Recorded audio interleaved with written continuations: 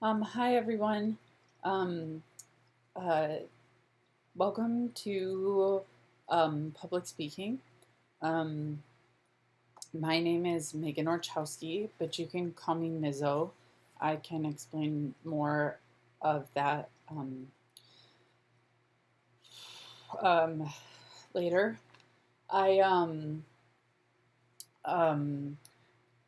I'm so sorry that this video is later than I wanted it to be. I had some issues, but hopefully that everything is up and going now. Um, and if you if you have questions, you can just email me. I'm sorry. Um, so my name is Megan Orchowski, and I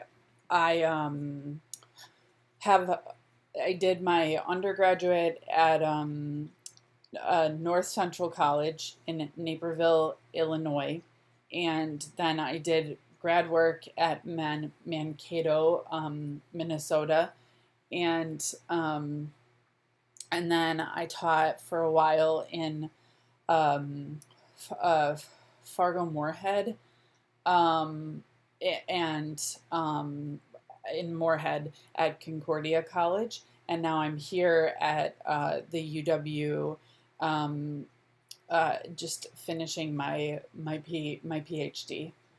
Um, hold on one second. Hold on.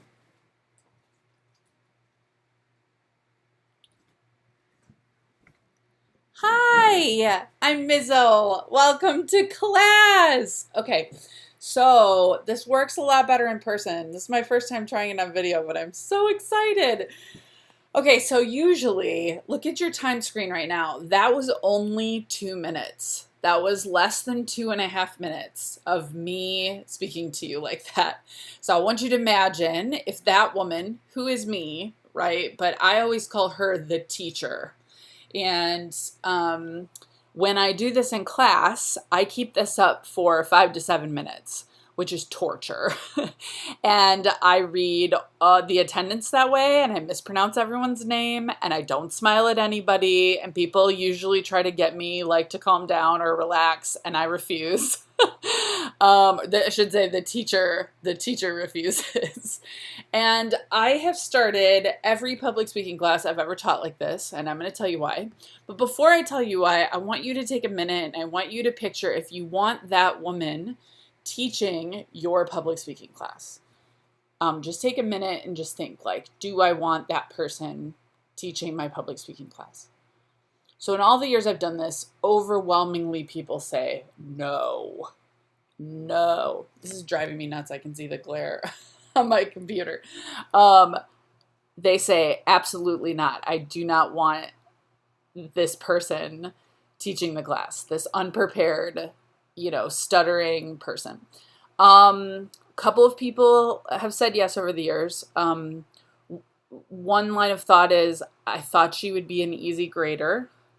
And I'm always like, you have more patience than I do. I wouldn't be able to sit through that even for an easy grade. And then the other one that's, I think, very interesting is I've had some students say over the years, oh, like they give her the benefit of the doubt. Like, oh, I thought she was having a bad day. Um, I had one student one time who had me before, and I forgot to tell her that I do this. She thought my mom had died because she'd met my mom because my mom came to class. And yeah, so the other thing that sometimes people say is, I'm a bad speaker right now, and if I can't give her the benefit of the doubt, will audiences ever do that to me? And I think that's a really interesting perspective. So there's certainly an aspect of, giving people empathy and kindness if they're struggling, right? So I'm not trying to like make light of that. We're going to talk this week all about nervousness and about public speaking and why most people don't like public speaking and why you're going to be awesome at it even if you don't think you like it. That's totally fine. So anyway, so what I usually do is I make then on the board, we make a list and we talk about all of the reasons why you don't want her as your teacher. And usually these fall into two categories. So usually people say things like, she looked unprepared, she was not confident, she wasn't friendly, she seemed distracted, she seemed nervous, she seemed anxious, and she was making me anxious, right? And so these fall into this category that I call interpretations. So you can't prove these, right? When you're like, she was nervous. It's like, well, you can't prove that. I can like point to things that made her look nervous, but like me interpreting the teacher, remember, that's me, but the person who was on here for the first 2 minutes, go back and watch it if you don't know what I'm talking about, right? Like that interpretation of like, she was not confident, she was unprepared, right? Like those are interpretations, right? So I put those on one side of the board. But then I'll say, okay, well, how did you know she was nervous? Or how did you know she was unprepared? And they'll say, oh, well, she posted the video late. She apologized right away. She never looked at us in the eye. She looked away. She was reading off a sheet of paper, right? So see how these are like really tangible items. She was fidgeting with her hands. She was bouncing. This is a big one.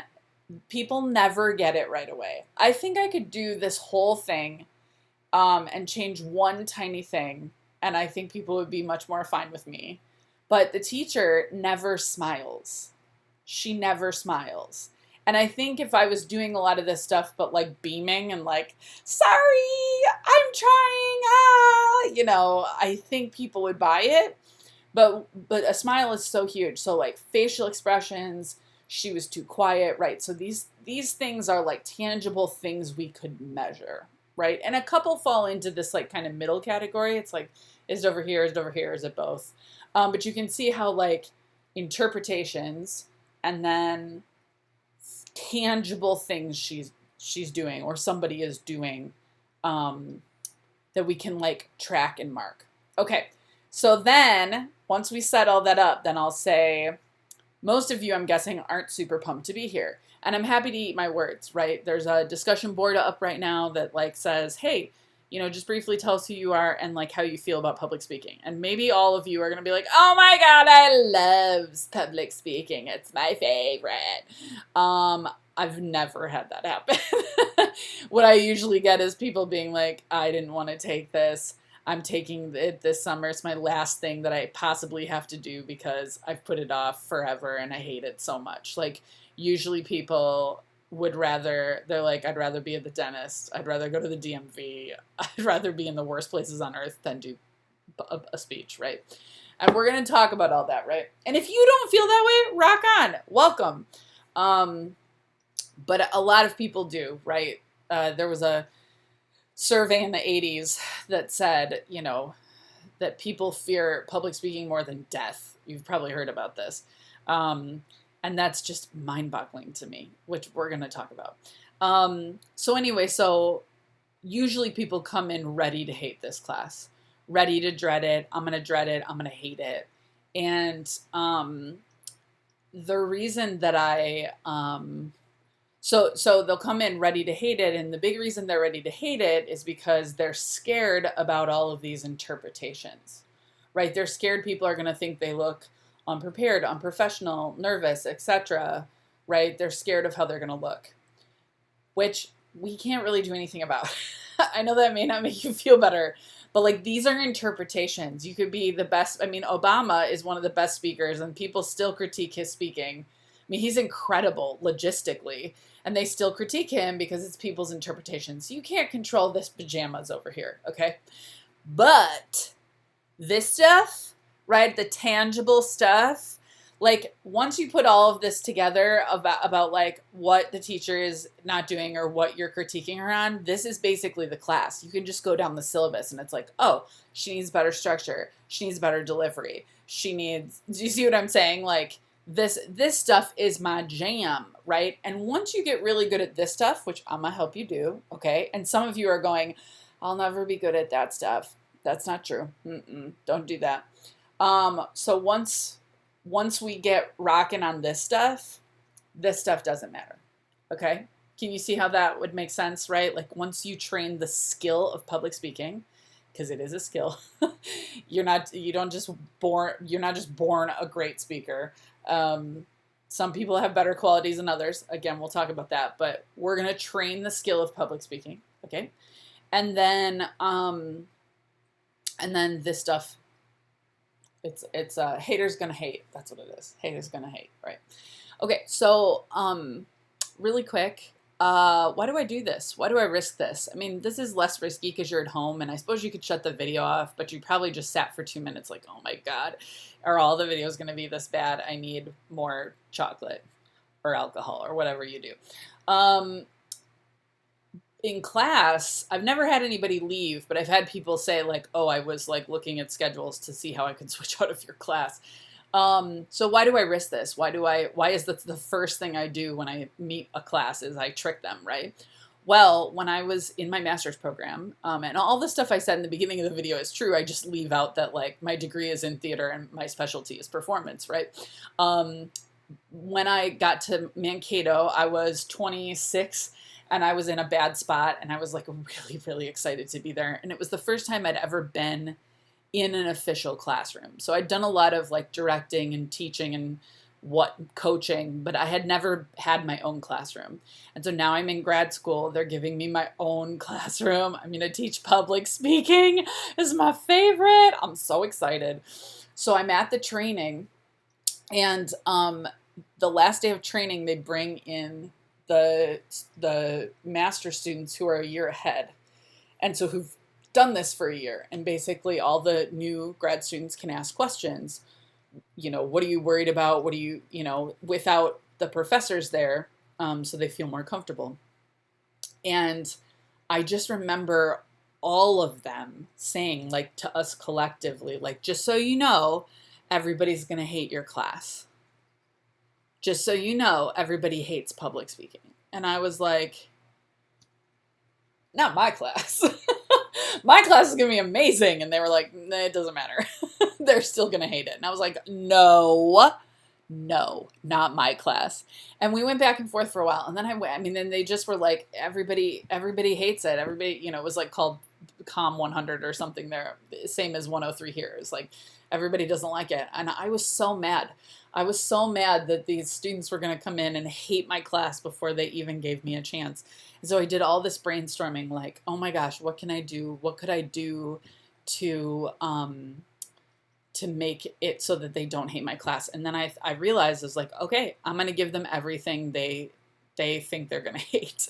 I'm going to come in, I'm going to be the worst public speaking teacher they've ever seen. And I have adapted it over the years, but I keep it because it works so well. It gets everybody on board.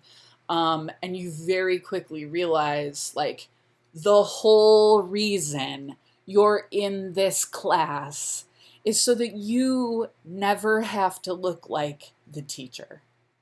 You never have to be nervous about being, unprepared, or that an audience is gonna, think that about you. Like, we're gonna teach you the skills to be an amazing public speaker.